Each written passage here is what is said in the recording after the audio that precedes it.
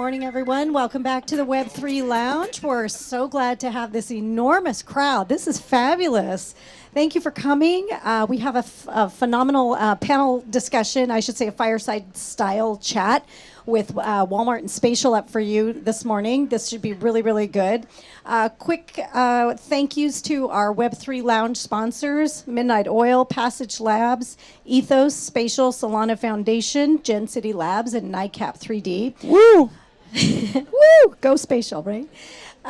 Two QR codes that you'll find in our space that we'd like to invite you to scan. The first is for the D2 LinkedIn page. It's filled with lots of case studies and brand content that you'll find really helpful for those of you that are interested in just diving into Web3 and learning more. So those QR codes on the back of our sign over here, and it's also on our holding slides in between sessions. So we invite you to follow us on LinkedIn. And also we have a D2 NFT QR code that's on little business size cards that you'll find on the tables around. That will get you discounts for D2 events that we'll be planning in 2024. So if you follow us on the LinkedIn page, you'll learn more about those as well. So that said, I do want to welcome to the stage Justin Breton from Walmart and Jacob Loewenstein from Spatial. Please give them a welcome applause. Amazing. So thank you for the warm applause. I'm going to have to insist that we do that again just because I feed off of very intense energy. So can we just get one more round of applause? People in the back. I'm looking. I see tall person in the back. All right. Beautiful. Even people on the floor. I will hold you accountable. So thank you so much for coming. And thank you so much again for having us. It is my honor to be here both with Justin from Walmart, as well as I think Simone was on a panel earlier with the wonderful Gia. So the whole fam's all here, basically, that worked on this pretty incredible activation. If I'm looking at my phone, I promise you it's not that I'm texting. It's because I actually wrote down the questions on here. Not that you'll ever know. I could be texting, but take my word for it. So I like to start off these conversations with heavy-hitting questions. So the first heavy-hitting question is, Justin, who are you? And how did you get to this stage here today? Okay. What a tough one. Well, first, thank you to Jacob and Spatial and D2 for having me, and thank you all for being here. I'm Justin. I am with Walmart. I'm the Director of Brand Experiences and Partnerships, and what that means at Walmart is looking for ways to engage with customers in unexpected ways. So we like to say that we like to meet customers outside of the traditional four walls of Walmart. By four walls, I mean the store, I mean the website, I mean the app, and looking at platforms like Spatial to engage with people in unexpected, heightened ways. And so today we're going to talk about what we built with POC Lab, the Cultureverse. We're also going to hopefully talk about what we just recently launched on Roblox and how we're using these platforms to engage with customers in unexpected ways. That's a really beautiful introduction. So I feel like you've seen the trailer for this talk now. Now let's dive into the actual movie. And by the way, I'm Jacob. I'm head of growth at Spatial. I'm by far the least interesting part of this. So if you want to just block this off and focus mostly here, I think that's what's important. But so just to give folks the lay of the land. So by your description, what is the Cultureverse? What is it about?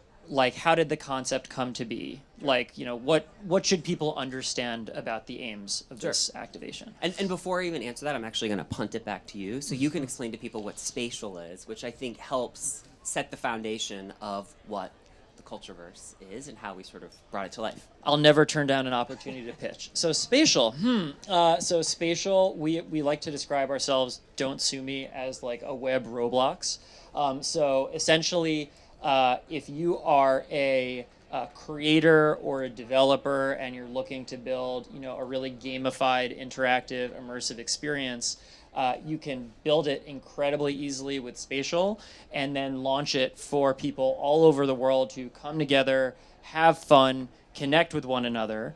And so Spatial's been a platform that's supported launches of anything from really, really interesting art and culture installations to straight up games, like anything from like a shooting game to puzzle games, and to the things that are in between, like incredible gamified activations from brands and cultural institutions that come together and see the opportunity on Spatial.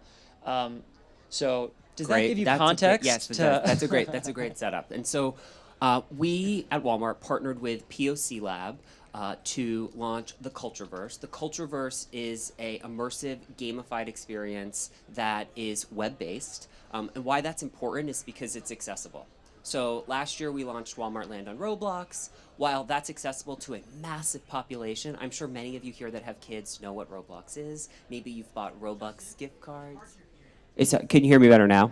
Is that better? Thank you, audience, for that. You know what? Okay, here, I'm going to go on a tangent. At home, I have a fake microphone where I make really stupid Instagram videos. So I'm used to holding a fake microphone, not a real microphone. And so thank you for calling me out, and I hope all of you can hear me better now. He's been training for this. I with have his been training, personal but not IG. training well enough. Come on, give him some love. Come on. Can we hear him now? Yes. Yeah, awesome. Thank you. Beautiful. All right, well, let me start over so to make sure that you can all hear what I have to say about this amazing partnership and project that we launched earlier this year. So, as I said, although you couldn't hear, we partnered with POC Labs earlier this year to launch the Cultureverse. The Cultureverse is an immersive, gamified experience that's web-based. As I was about to say, why that's important is because it's accessible. It's accessible to anybody that wants to dive into this experience and learn about the 50th anniversary of hip-hop, that wants to engage with these virtual commissioned art pieces. Hopefully we can talk about some of that later. But what's great about the Cultureverse on Spatial is that because it's accessible, we're able to provide all of our customers with a way to engage with us in an unexpected way. And so as people navigate through this experience, they're learning about, again, the 50th anniversary of hip-hop. They're engaging with these commissioned virtual pieces of art from members of the community, as you mentioned earlier. And they're doing so, again, in a way that maybe they never thought Walmart would show up. It's outside of our traditional four walls, and hopefully it's driving meaningful engagement with them and shifting their perception of Walmart. Like, honestly, if somebody ever walks into something that we're building and they have a like, oh shit, this is Walmart, then I feel like I'm doing my job, because that's exactly what we're hoping to do, which is to engage with people in unexpected ways. Incredible. So if you're writing down notes, just quote, oh shit, this is Walmart. That's official verbiage. But I really love that sentiment. So there are two things I kind of want to double click on. So the first is going to be sort of the inspiration and where did this come from? And then the second is, because I think folks that have been going to talks throughout Ad Week have probably been hearing a lot about tactics, things they can try in order to connect with consumers. And I want to sort of better understand how you think about what tactics to employ. But before we get there, I want to do that on that first point. So my understanding, right, is this both overlaps but emanates from something called the Black and Unlimited program. And so can you just tell us a little bit more about what that is, the inspiration behind it, and how this is an expression of the aims of that program? Yeah, of course. I mean, first I'll say I think Walmart is doing a fantastic job from a DE&I standpoint. I mean, under William White's leadership, he's the CMO of Walmart. Like, since he joined 3 years ago, has done a really great job of instilling these DE&I practices that I think are enabling us as a brand to sort of evolve who we are and communicate with people in ways that feels very authentic and not overly commercial. And so one of the platforms that we launched a few years ago was the Black and Unlimited platform. And the Black and Unlimited platform is all about supercharging the potential of Black individuals nationwide. What's so great about our partnership with POC Labs and the Cultureverse is that within emerging tech, there's a very low percentage of Black individuals that are at leadership positions, that are given opportunities to express themselves, to build things. And so through this partnership with POC Labs, which is focused on increasing inclusivity, be it around LGBTQA individuals, like they did with their partnership with the Sandbox last year, or Black individuals like they did with the Cultureverse this year. It's really all about supercharging their potential. And so through the lens of the Black and Unlimited platform, we actually commissioned 4 artists to create virtual pieces of art that were inspired by what does Black and Unlimited mean to you? And what it means to artist A versus artist B is completely different, and the way in which they've represented it through their art is really special. And so I think it's given us an opportunity to take a platform that started digitally, that then sort of transitioned into a physical platform, to the virtual world. And so now it's a platform that is allowing us to engage with people across all mediums. And I think this virtual ecosystem is doing it in a way that feels authentic. It's giving people an opportunity, and it's getting people to say like, "Oh shit, Walmart! Oh shit, Yeah, Walmart!" yeah. So, so first off, I want to get just another little round of applause because there's a POC Labs is an essential part of this, right? So can we get a 100%. shout out, some love for POC Labs as well, and being a major part of this. So the beginning of this, the medium is the message. So the first off, you needed to partner with the right incredible group of people in order to make this happen. So it starts with partnering with POC Labs. But there are two words you use that I think are really important. So one is authenticity. And so I'm curious, like, maybe this could be both for good or for limitations. Like, how did doing something in a virtual world in a gamified fashion enable this to be more authentic? And I'm curious just how that played into the strategy here, because I think a lot of times it can be very difficult to come across as authentic, and things that we experience digitally can feel very sterile. And so I'm curious, how this potentially addressed that problem. Yeah, I mean, I think what's so special about the Cultureverse is that we're not really telling our story. We're allowing these creators to tell their story. We're allowing these artists to tell their story. Like, it is not Walmart saying, "Hey, here's our platform. Take it, and hopefully it resonates." It's actually people that are a part of the community that we're trying to support that are telling the story. I think what's so important as it relates to authenticity, whether it be around these virtual experiences or gaming experiences, is actually partnering with people in the community to bring to life the vision you have. And so with the Cultureverse, we worked with this individual, his name's Kuba. He's a fantastic virtual designer, and what he built in a short period of time is so I can barely do Excel spreadsheets. Like, he built this immersive gamified experience that is just, it's so thoughtful, and every time I go in I notice something different, and it's just the attention to detail is there, and he's a part of the community. He's a part of the spatial community, and he helped bring this vision to life in a way that feels really authentic. The same can be said for Walmart Discovered on Roblox. Like, we built a destination that is by the community for the community. It is not about Walmart, it is about the community. And I think that is helping drive authenticity on these platforms. I love that. So by the community, for the community. I think, like, one point, again, like, write it down if you're taking notes, but I think, like, the community and partnership is absolutely key here. I mean, put in other words, I think it's really like empower the community and to some extent get out of the way, because I think they're really they know how to express themselves authentically better than anyone else will. And so it's really about giving them the tools. And I think a lot of times brands, listen, we've all been there, right? Like, there's a lot that you can lose as a brand. Like, there are all these structures in place to try and minimize downside, right? There's legal, and there's PR, and there's all these things get in the way. And I think what was so incredible was how nimbly Walmart worked here by sort of, like, in some ways, like, getting out of the way and really empowering the partners to do the heavy lifting of sharing their voice and expressing themselves. I'd be remiss if I didn't give a shout out to Kuba Hyperliving on Instagram, who built this, and he's based in Amsterdam.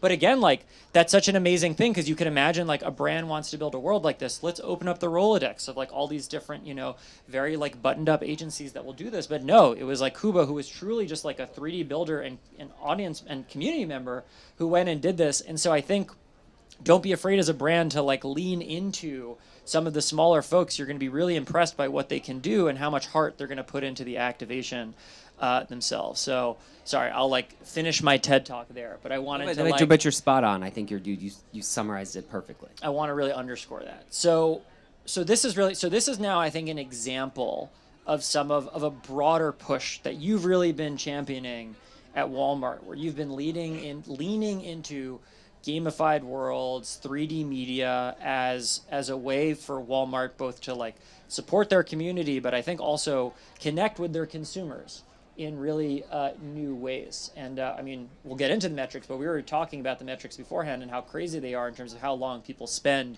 in these activations. So I'd love to just hear a little bit around how you think about 3D media games. Like, what is your journey there?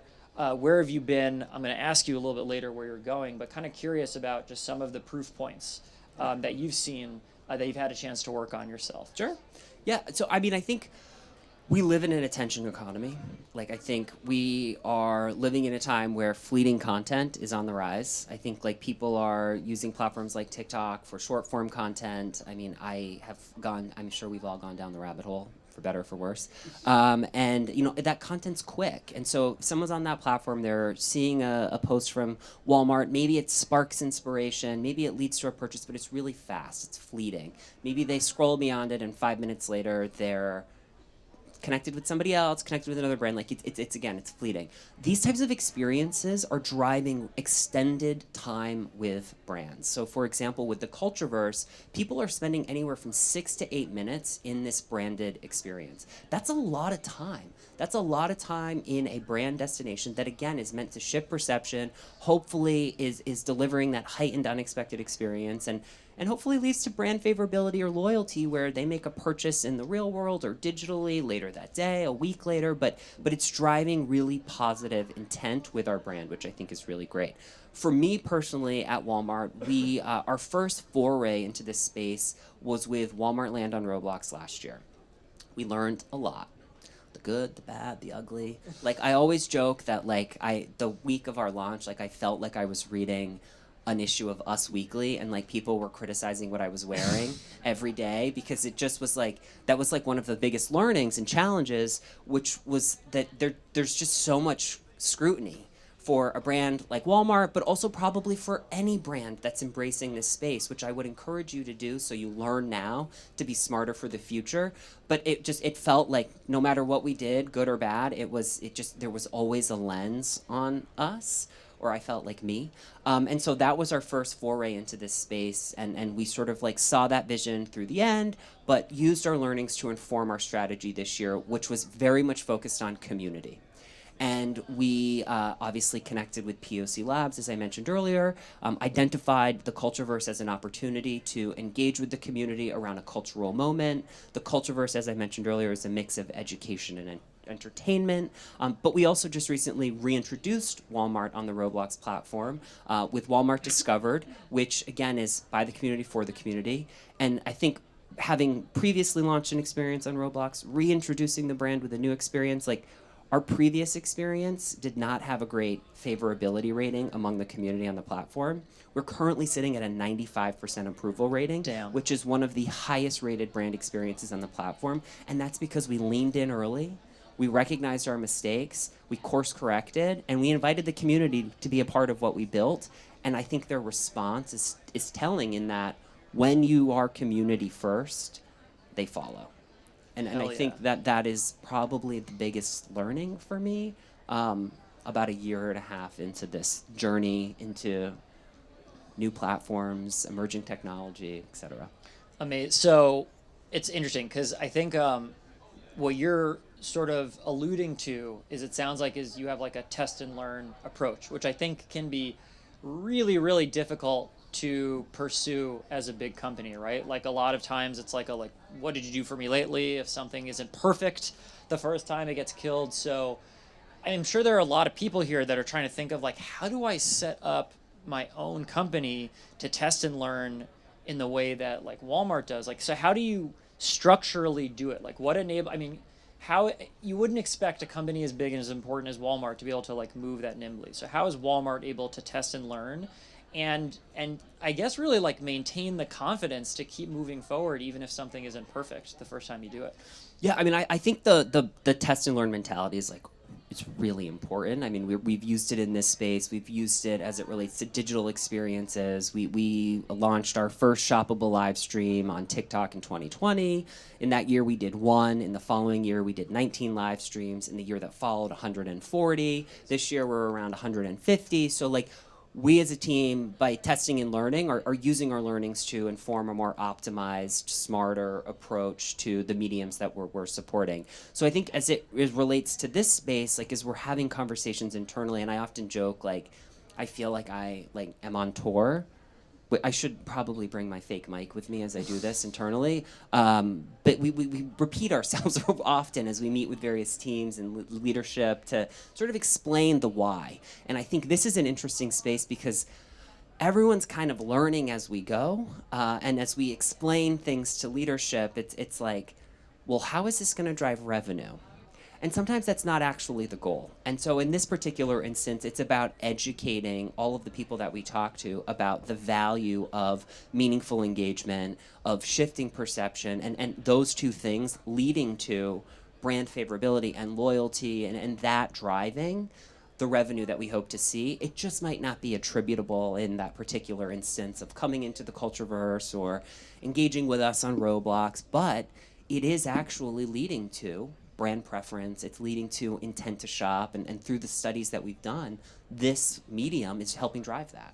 And so we're continually sharing our learnings, but I think you have to lean in and you have to test and learn. And for those of you that are here today to be like, should we do this, should we not? Like, I think you got to lean in now. I think like this is the future of socialization. It's the future of commerce. I think it's how people are going to experience things. And there's going to be this weird intersection of all of it that comes together. And these platforms like Spatial, like Roblox, like Minecraft are going to be where people are going.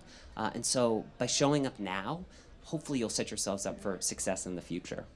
Oh man, I want to like just totally highlight what you just said because I think it's like crazy important because in this world, timing is the most difficult thing. I mean, everyone's always worried about timing. And listen, like Spatial's been around for 7 years, which not many people expect. I think a lot of people just assume we like popped up in the last like 9 months or something to do this. But the reality is like, there's basically, people think there are 3 timings. There are only 2 timings. You can basically be too early or you could be too late. There's really no such thing as being exactly on time because usually if you try and be exactly on time, you're already late. And I think that's really, really important to talk about in this context. So you gave an example, right? You said you started off doing like 1 product live stream and then it turned to like 19 and then 100.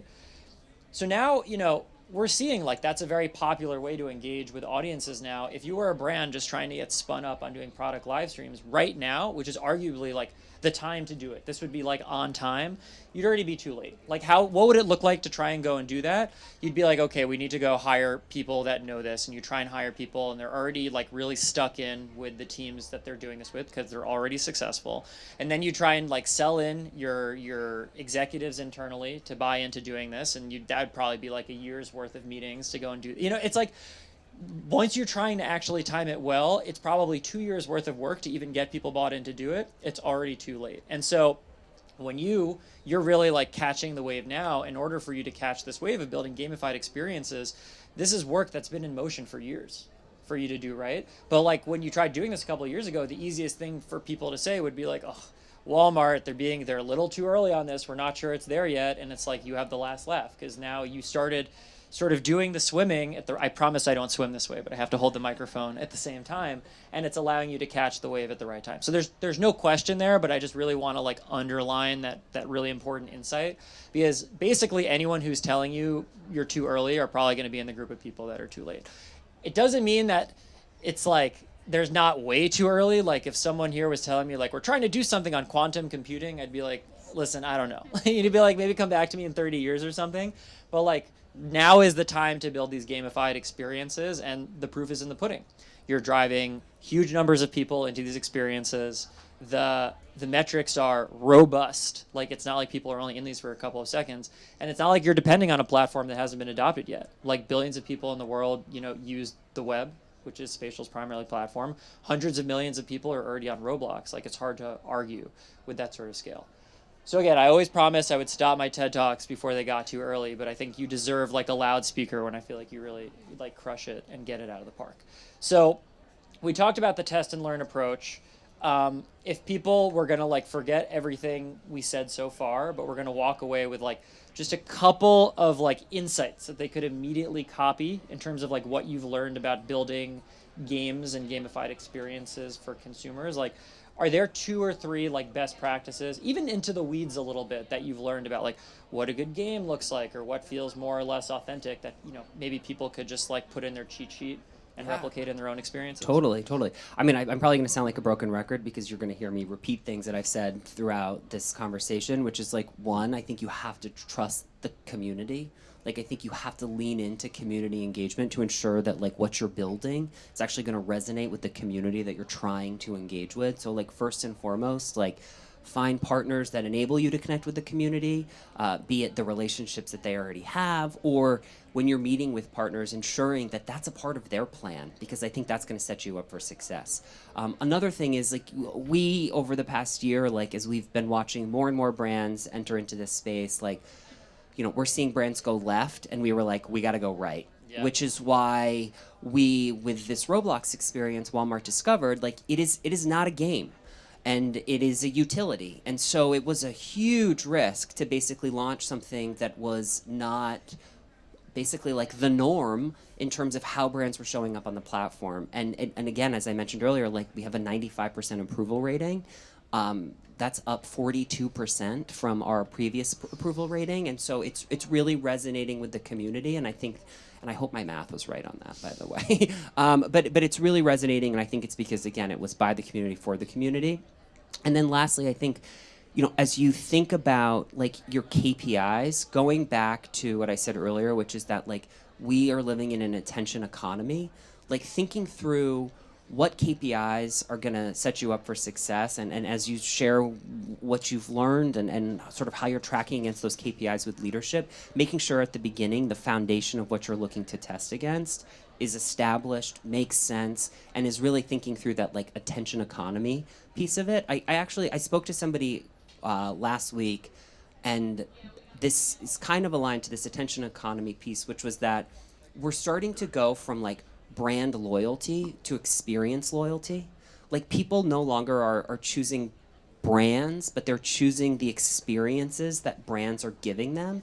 And I think that that's really interesting. And I think that it's obviously the day-to-day experience that you have with a brand, be it in our store or our website or any other brand store or website, but it's also these incremental experiences that give you that, oh shit, this is Walmart moment, that hopefully help drive experience loyalty for Walmart that leads to just long-term preference as it relates to the retail ecosystem. Amazing. So think about experience loyalty. I love that verbiage, experience loyalty. I think that's really, really beautiful.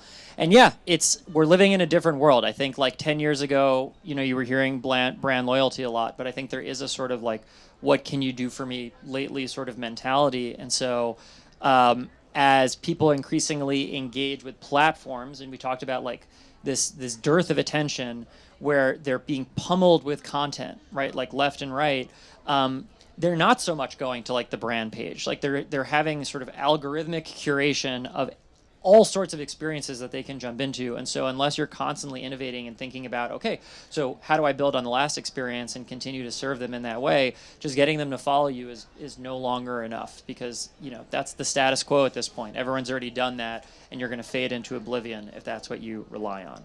So I think we're coming into like our last couple of minutes, right? I think so.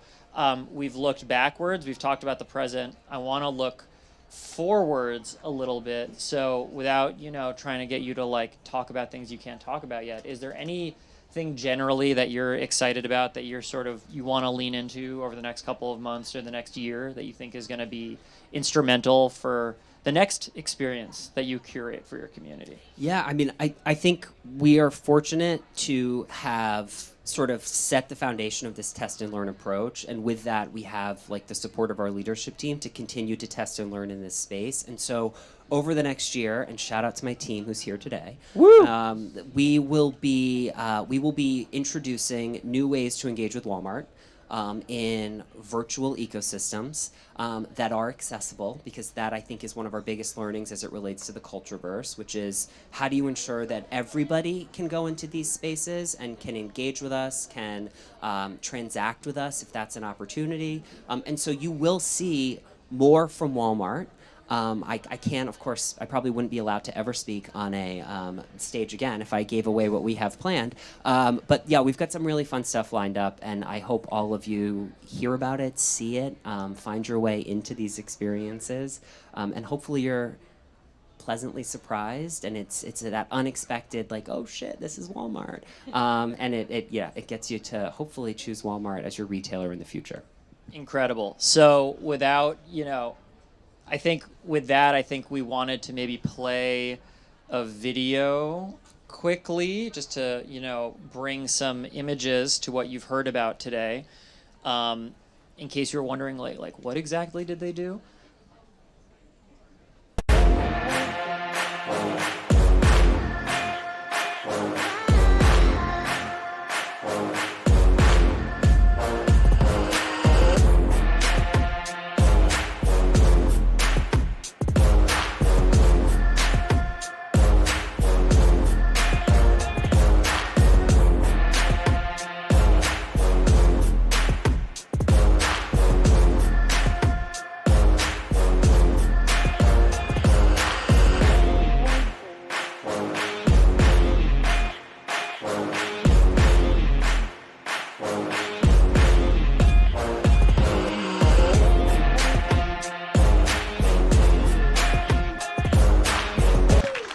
So I'll say that if you want to learn more about how this was done from the brand side, I think we're going to hang out for a couple of minutes, and you can, if you want to know where Justin got his tie, like these are all important questions that need to be answered.